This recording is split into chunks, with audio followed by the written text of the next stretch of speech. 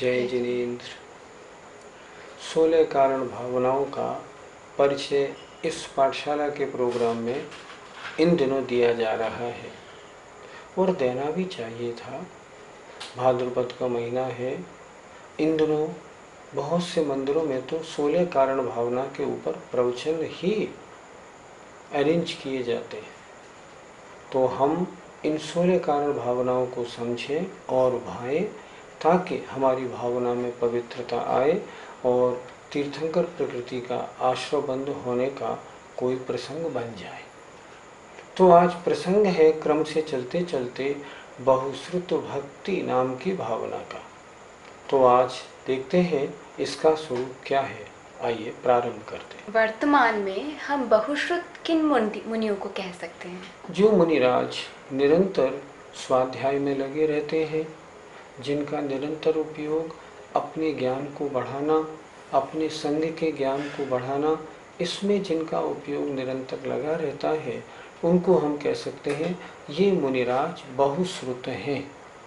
और जिनको उपाध्याय का पद दिया गया है वे भी बहुश्रुत के अंतर्गत आते हैं। श्रुत के कितने भेद होते हैं? श्रुत के 2 भेद हैं, द्रव्य श्रुत और भाव श्रुत। द्रव्य श्रुत कहते हैं शास्त्र, इसको शास्त्र को पढ़ना पढ़ाना, इसे कहते हैं द्रव्य श्रुत। और इस शास्त्र में जो पढ़ा इसको अपने दिल में अंगीकार कर लेना, इसको स्वीकार करना, इसे कहते हैं भाव श्रुत।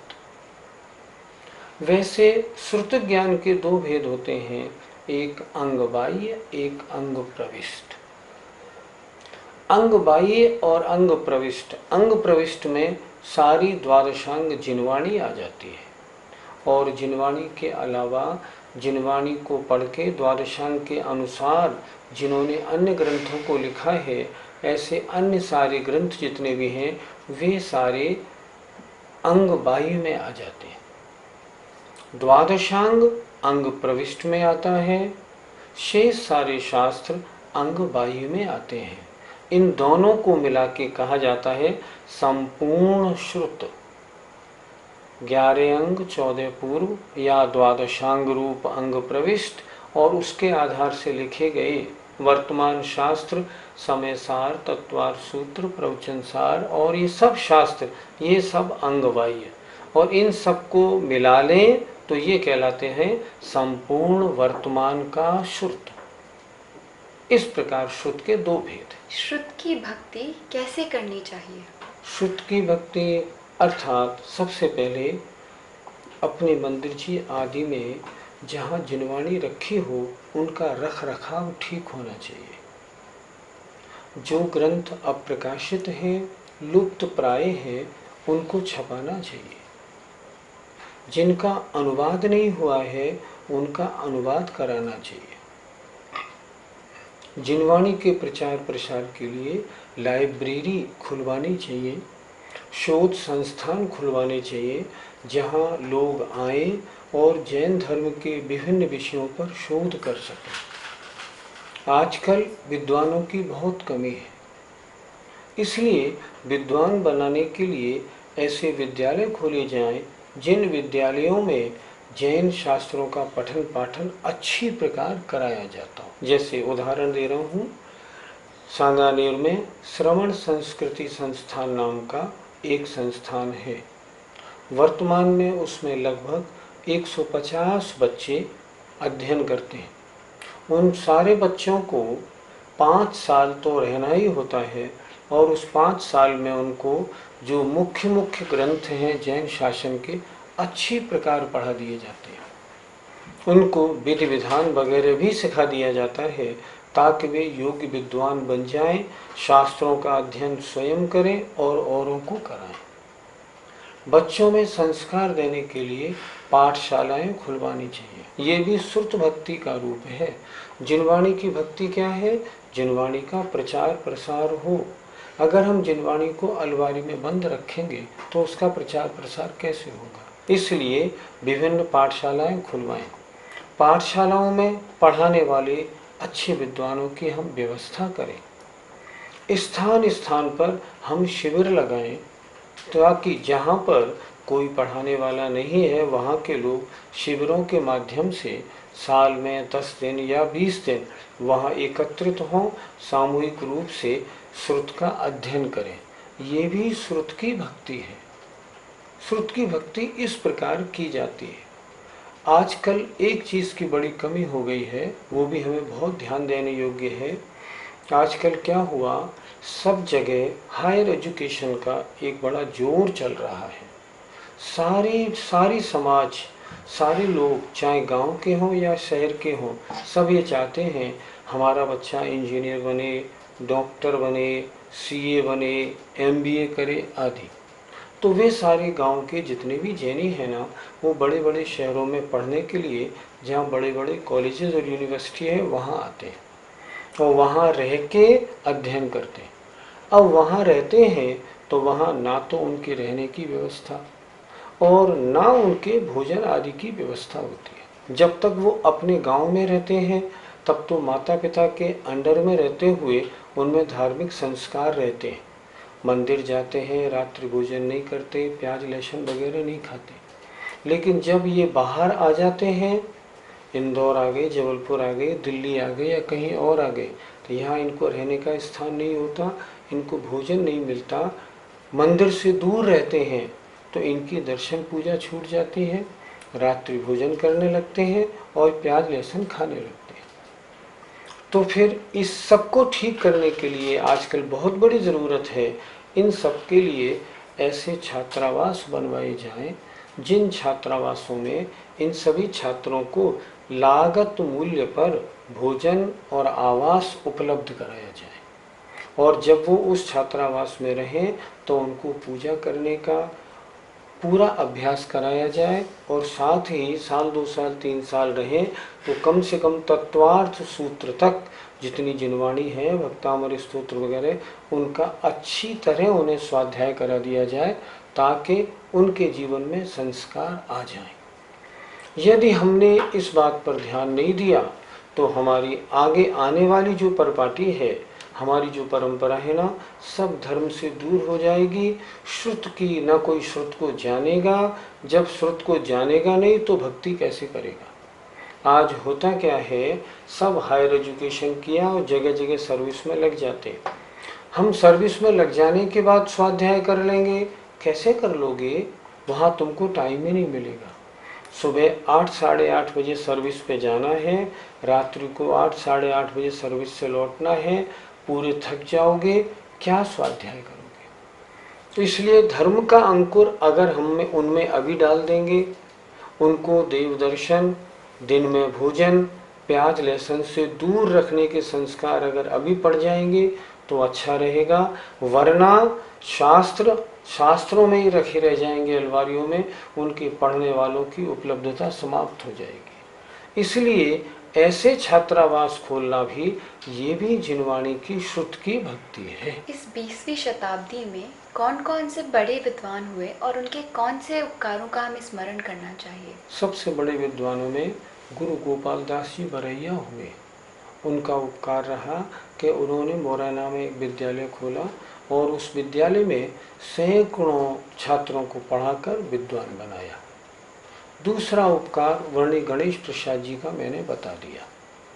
विद्वानों में जो सर्वोपरि रहे वो रहे डॉक्टर हीरालाल जी, जो जबलपुर विश्वविद्यालय के वाइस चांसलर भी रहे। उन्होंने क्या किया, उन्होंने ये किया कि सठखंडागम पर वीरसेन स्वामी ने जो धवला टीका लिखी थी, जो आज तक कन्नड़ भाषा में थी, जिसकी कोई हिंदी नहीं कर पाया था, उन्होंने उसकी हिंदी की। कितनी मेहनत उन्होंने की, उसमें उन्होंने 30-32 साल अपने लगाए। तब उन्होंने, जिसकी कोई हिंदी टीका नहीं कर पाया था, उन्होंने उसकी हिंदी टीका की। उनका सहयोग दिया पंडित फूलचंद जी और पंडित कैलाश चंद जी ने। पंडित फूलचंद जी और पंडित कैलाश चंद जी ने और भी बहुत से ग्रंथों का हिंदी रूपांतर किया। जैसे पंडित कैलाश चंद जी ने कार्तिकेय प्रेक्षा का किया, जैसे पंडित कैलाश चंद जी ने तत्वार सूत्र का हिंदी रूपांतर किया, पंडित कैलाश चंद जी ने सागार धर्मामृत का हिंदी रूपांतर किया। ऐसे बहुत से ग्रंथों का हिंदी रूपांतर किया। पंडित फूलचंद जी शास्त्री ने सरवार सिद्धि की जो टीका आचार्य पूज्यपाद महाराज ने लिखी थी ना, उसकी हिंदी की। बहुत बड़े विद्वान पंडित फूलचंद जी सिद्धांत शास्त्री रहे। पंडित जगन मोहन लाल जी शास्त्री कटनी वाले, ये भी बहुत बड़े विद्वान रहे। इन्होंने एक ग्रंथ स्वतंत्र बनाया, अध्यात्म अमृत कलश। ये ग्रंथ पढ़ने में बहुत उपयोगी है। इन्होंने भी बहुत से ग्रंथों की टीकाएं की। एक बहुत बड़े विद्वान इतिहास के संबंध में हो गए, उनका नाम था A.N. उपाध्याय।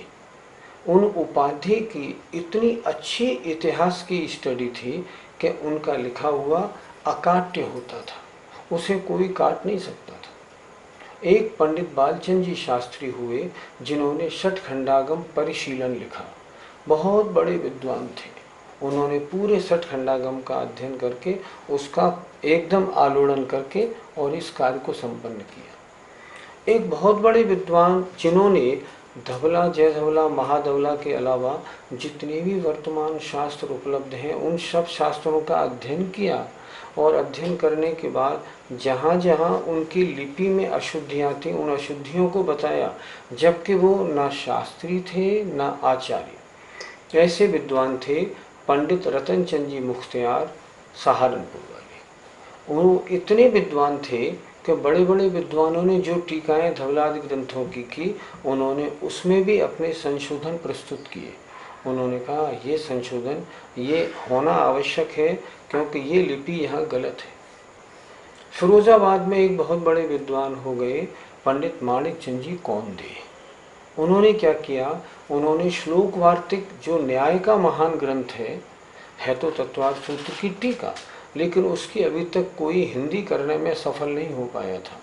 उन्होंने बड़ी मेहनत करके उसकी हिंदी की, अपना सारा जीवन श्लोक वार्तिक की टीका करने में लगा दिया। उस विद्वान की महिमा लोग बताते हैं कि उनको 1.5-2 लाख संस्कृत के श्लोक जबानी याद थे। 1.5-2 लाख श्लोक उन्हें जबानी याद थे। ये सब जितने विद्वानों का मैंने नाम लिया ये महान विद्वान हो गए। इन सब के साथ साथ एक विद्वान को हम जैनियों को कभी नहीं भूलना चाहिए। वो विद्वान थे पंडित राजेंद्र कुमार जी अम्बाला वाले। उनमें क्या विशेषता रही, एक बार का प्रसंग है। एक बार केकड़ी में महावीर जयंती पर एक जुलूस निकल रहा था। जुलूस निकालते समय उन जैनियों जितने अपने भाई थे ना, उन्होंने ये नारा लगाया था कि शाश्वत धर्म जैन धर्म, अनादि निधन धर्म जैन धर्म, सबसे महान धर्म जैन धर्म। कुछ अन्य मतावलंबियों ने जब इसको सुना तो उन्होंने उस पर ऐतराज किया कि नहीं, सनातन धर्म तो हमारा है, विश्व धर्म हमारा है, सबसे प्राचीन धर्म हमारा है, आप इसको अपने बारे में क्यों कहते हो। जब ये बात उन्होंने कहा तो जो जैनी भाई थे उन्होंने कहा नहीं, सनातन धर्म हमारा ही है, प्राचीन धर्म हमारा है। तो उन अन्य मत वालों ने 1930 में केकड़ी में ये कह दिया कि इस बात पर शास्त्रार्थ क्यों न कर लिया जाए। हम जैन लोग तैयार हो गए, ठीक है, इस पर शास्त्रार्थ कर लेते हैं। श्रुत की कैसी महान रक्षा हुई, जैन धर्म की कैसी लाज बचाई, इसकी मैं चर्चा कर रहा हूँ। शास्त्रार्थ तो तय कर लिया, उन्होंने अपने विद्वान भी बना लिए। उनके विद्वान आए स्वामी कर्मानंद और रामचंद्र दहलवी। हमारी तरफ से सिर्फ एक विद्वान आए, पंडित राजेंद्र कुमार जी अम्बाला वाले। शास्त्रार्थ हुआ और उस शास्त्रार्थ में बड़े गर्व और गौरव की बात है, जैन धर्म की विजय हुई। उस एक विद्वान पंडित राजेंद्र कुमार अम्बाला वालों ने उन दोनों को परास्त कर दिया। उन दोनों को परास्त करने के बाद अन्य मत वाले लोग अभी निश्चिंताई से नहीं बैठे। उन्होंने कहा ठीक है, हम भी शास्त्रार्थ करेंगे, हम भी शास्त्रार्थ करेंगे। 1930 से और 1945 तक 150 शास्त्रार्थ जैनियों के अन्य मत वालों से हुए और हम सब जैनियों को ये जान के बड़ी खुशी होगी कि उन सारे शास्त्रार्थों में जैन धर्म का झंडा ऊंचा रहा, जैन धर्म की जय जयकार रही। और ये सारे शास्त्रार्थ जीतने वाला कौन विद्वान रहा? पंडित राजेंद्र कुमार अंबाला वाले मात्र अकेले थे, उन्होंने अपने अकेले दम पर पूरे शास्त्रार्थ किए। तो ऐसे विद्वानों का जब हम स्मरण करते हैं, जिन्होंने धर्म का झंडा ऊंचा उठाया हो, जो जिनवाणी के बड़े भक्त रहे, जिन्होंने शास्त्रों का बड़ा अध्ययन किया, जिन्होंने न्याय, दर्शन, व्याकरण, संस्कृत, प्राकृत सबका अच्छी प्रकार अध्ययन किया, ऐसे विद्वानों को हम कैसे भूल सकते हैं? ऐसे विद्वानों का इतिहास जो भी पुस्तकों में लिखा हुआ है अजर अमर है, और आगे आने वाली सैकड़ों हजारों वर्षों तक जैन समाज उनको याद करेगी। सोचिए, अगर वो ना होते तो आज हमारा अस्तित्व क्या हुआ होता? बहुश्रुत भक्ति करने का फल क्या मिलेगा? जो बहुश्रुत भक्ति करेंगे, अर्थात जो बहुत श्रुत के ज्ञाता हैं, उपाध्याय परमेष्ठी हैं, या जो बड़े बड़े विद्वानों का सम्मान करेंगे या उपाध्याय परमेष्ठी की भक्ति करेंगे, उनके ज्ञान की भक्ति करेंगे, अगले जन्म में उनको श्रुत ज्ञान का उत्कृष्ट क्षयोपशम प्राप्त होगा। श्रुत केवली बनेंगे और इस बहुश्रुत ज्ञान को प्राप्त करके अपने आत्मा का स्वरूप जानकर आत्मानुभव में लीन होकर के शुद्धोपयोग का आनंद लेंगे।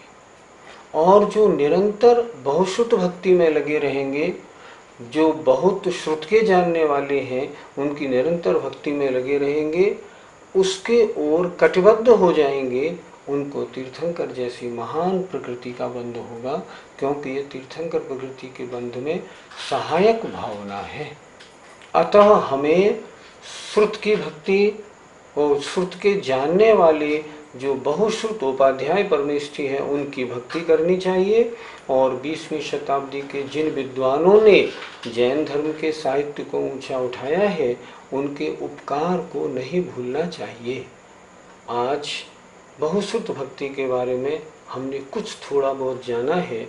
हमें आशा है कि इस सब को जान करके हमारा श्रुत के ऊपर या श्रुत के जानने वालों के लिए हमारे चित्त में बड़े सम्मान के भाव आएंगे, बड़े उपकार के भाव आएंगे।